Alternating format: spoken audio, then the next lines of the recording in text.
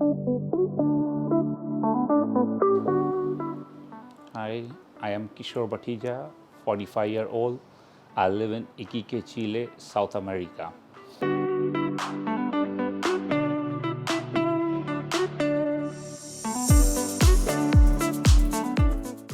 Well, 2 years back, I started losing my hair and I found the need of doing a hair transplant.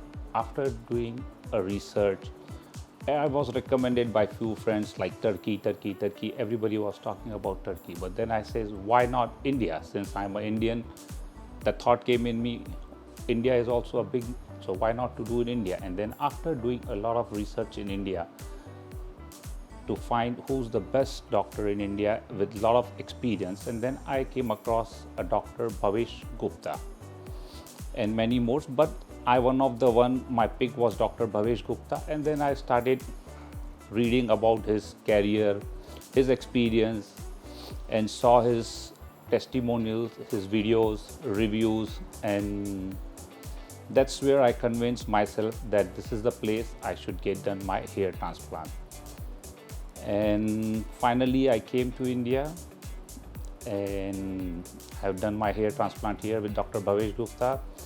My experience has been very good till now.